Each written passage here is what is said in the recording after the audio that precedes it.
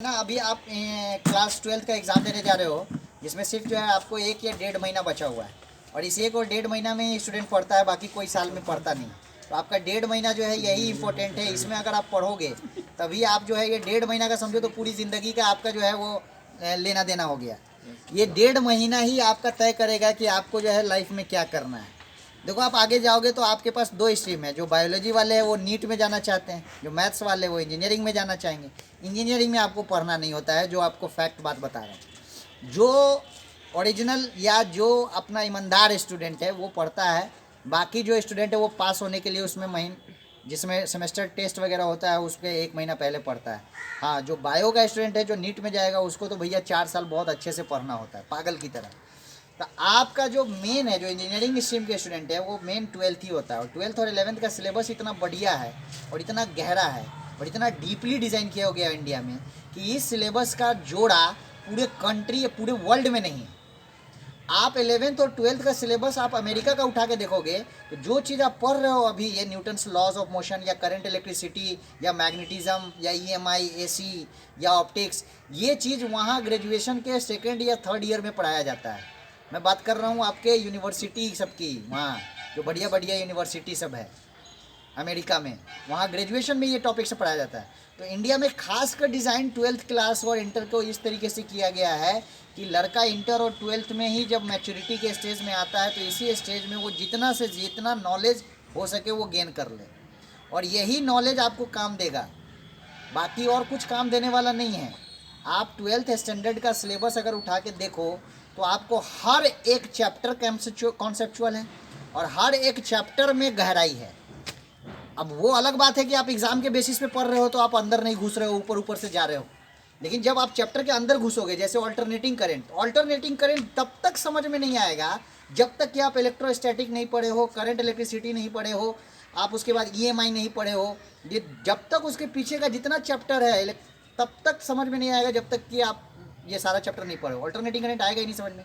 और जब alternating current पढ़ लोगे उसके बाद इलेक्ट्रोमैग्नेटिक वेव पढ़ोगे तो इलेक्ट्रोमैग्नेटिक वेव के बाद ऑप्टिक्स आएगा। तो जब तक आप वेव के बारे में नहीं जानोगे तब तक आप लाइट के बारे में नहीं जान सकते, क्योंकि लाइट में जो है ना वो बहुत सारा जो है वो धमाका हुआ है कि लाइट पार्टिकल है कि वेव है। तो आपको कम से कम वेव के बारे में तो जानना पड़ेगा। इसीलिए डिज़ाइन एनसीईआरटी का इस तरीके से किया गया है कि ऑप्टिक्स पढ़ाने से पहले वेव पढ़ाया है और अल्टरनेटिंग करंट पढ़ाने से पहले ईएमआई पढ़ाया है, मैग्नेटिज्म पढ़ाया है, इलेक्ट्रोस्टैटिक पढ़ाया है, सारा चीज़ पढ़ाया है ताकि आपको अल्टरनेटिंग करंट समझ में आए। तो आपका 1.5 महीना जो है ना, इस 1.5 महीना का हर एक पल, हर एक क्षण, हर एक टाइम जो है ना इतना इम्पोर्टेंट है, इतना इम्पोर्टेंट है, मतलब उसको तौल नहीं सकते हो तुम। उसका वजन सोने में भी नहीं हो सकता। तुम्हारा एक एक कीमती अगर टाइम तुमने उसको अगर लगा दिया तो तुम समझो कि तुम अपने आप को जो है 1 किलो नहीं 500 किलो सोना में तौल रहे हो।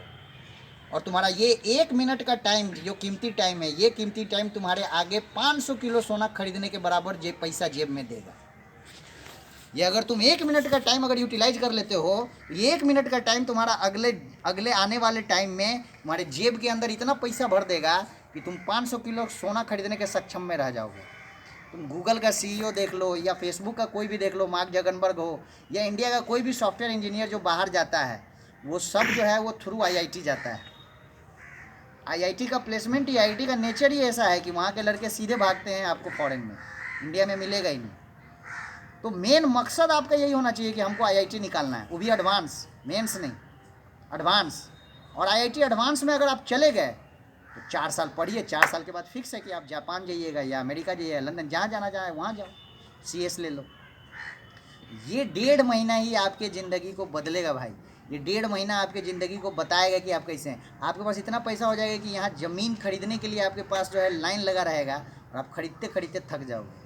और इतना ऐसा ऐसा आदमी सब हमने देखा है अपनी लाइफ में जो ये 12th बढ़िया से किया है। मेरे साथ का लड़का जो है, मेरे साथ का लड़का ढीला, स्कूल में नहीं आता था, ढीला था, लेकिन वो आईआईटी निकाला। आईआईटी निकालने के बाद उसके तुरंत 4 साल के बाद जो है वो जापान चला गया। आज उसका मैं फेसबुक जब चेक करता हूँ या जब चैटिंग वैटिंग होती है तो कभी वो रहता है बेल्जियम, कभी रहता है वो स्कॉटलैंड, कभी रहता है वो हॉलैंड, कभी रहता है नीदरलैंड। कंपनी भेजती है, कंपनी भेजती है, और पैसा उसके पास इतना है, इतना पैसा है, घोड़े भेज के भी, ज़मीन उमीन खरीद के भी, ये खरीद, गाड़ी उड़ी सब खरीद के भी फिर भी बचता है, फिर भी बोलता है कि तेरे को भी चाहिए। हम बोलते हैं ना भैया बहुत शुक्र है। तो आपका ये वो किस लिए हुआ है, वो बस 12th में फोकस किया था, 12th में फोकस करके आईआईटी में घुस गया। बस आईआईटी में घुसिए, घुसो साला, कोई अल्टरनेटिव हो, कुछ भी हो, जान चली जाए, आईआईटी में घुसना है। आईआईटी में घुस के ही दम लेना है। इसके नीचे इंजीनियर बनोगे तो वो बैल भैंस की तरह घूमोगे। इंजीनियर अगर सोच रहे हो कि इसके नीचे चाहे एनआईटी से कर लें और चाहे हम कोई प्राइवेट या पब्लिक कॉलेज ऑफ इंजीनियरिंग से कर ले, वो फिर आपको 4 साल फिर आपको वैसे ही मेहनत करना पड़ेगा जितना इस 1.5 महीना में मेहनत कर रहे हैं। हर 4 साल 1.5 महीना की तरह मेहनत करना पड़ेगा, तब जाके किसी प्राइवेट कॉलेज या पब्लिक कॉलेज ऑफ इंजीनियरिंग या एनआईटी से आपको वो पैकेज आएगा। नहीं तो आईआईटी में घुस गए तो आपको ये 1.5 महीना मेहनत करना है, वहाँ प्रोफेसर आपको खुद मेहनत कराएगा, आपको खाली क्लास ज्वाइन करना है, क्लास में जाके बैठ जाओ, क्लास में लेक्चर सुनो, उसके बाद अपने आप जो है वो कंपनी आएगी 4 साल के बाद। वो तो 5 कंपनी और 10 कंपनियां तो हाथ खोल के बैठेगी। लंदन चलना है कि यूके की, सिंगापुर की, स्कॉटलैंड की, जापान, कहाँ चलना है बताओ भाई, बताओ जल्दी। तुम छोड़ दोगे, इंटर्नशिप नहीं करोगे। इंटर्नशिप जब जाता है वहाँ करने, ये फॉरेन में लड़का साहब, इंटर्नशिप मतलब 4th ईयर में जब होता है, जब उसका भी ख़त्म नहीं हुआ रहता है इंजीनियरिंग, तो लास्ट ईयर में जाता है किसी कंपनी में काम करने के लिए, थोड़ा सा एक्सपीरियंस लेने के लिए। तो वहाँ 6 महीना 2 महीने का इंटर्नशिप होता है। तो कभी सिंगापुर जाता है या इंग्लैंड जाता है, तो वहाँ की कंपनी, जिस कंपनी में वो काम करता है इंटर्नशिप के लिए, तो वहाँ कंपनी उसके वर्क को देख के या इसके देख के उसी समय उसको थमा देती है कि भैया तेरा कोर्स ख़त्म होगा, तो इसी कंपनी में आएगा। लड़का ठुकरा देता है कि ना ना, क्या पता साला अगले महीना जो है हमारा कोर्स खत्म होगा, तेरे से बढ़िया कंपनी आएगा मेरे पास।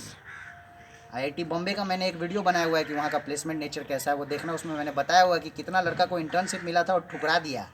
ना ना ना भैया, अभी हम कोर्स होगा तो तेरे से बहुत ज़्यादा आएगा। सपना मैथ के स्टूडेंट का एक ही हो, IIT IIT IIT.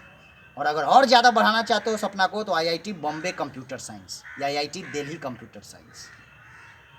Life settle है भाई, लाइफ सेटल है। दीपिका से लेके करीना, उसके अलावा 5 करोड़ से लेके 1 अरब, लाइफ सेटल। सारा सपना सच हो जाएगा जिंदगी का। क्लियर बोल रहा हूँ भाई, क्लियर।